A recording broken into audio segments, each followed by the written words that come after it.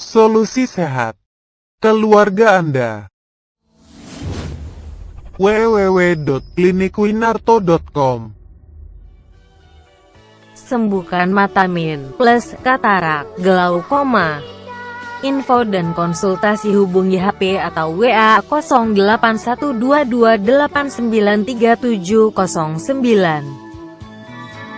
Tubuhku dan tubuhku menyatu dalam dia.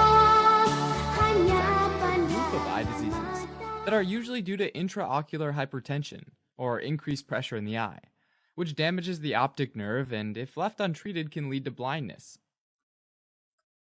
Taking a closer look at this cross-section of the eye, you can see that it's split up into different chambers. The anterior chamber includes the area from the cornea to the iris. The posterior chamber is this really narrow space between the iris and the lens. And then this larger vitreous chamber includes the space between the lens and the back of the eye. Not to be too confusing, but both the anterior and posterior chambers are located within the anterior section of the eye, while the vitreous chamber is part of the posterior section of the eye. Typically, each of these chambers is filled with fluid. The chambers in the anterior section are filled with a liquid called aqueous humor, and the posterior section is filled with vitreous humor.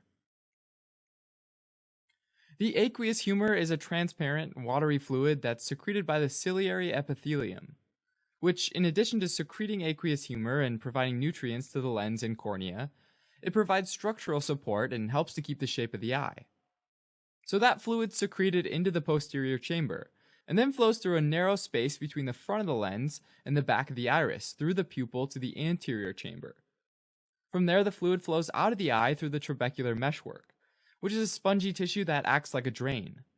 And this allows the fluid to go down into a circular channel called the canal of Schlemm, and finally into the aqueous veins, which are part of the episcleral venous system, the veins around the sclera of the eye. In glaucoma, part of this aqueous humor drainage pathway becomes partially or completely blocked, so that fluid can't easily drain out.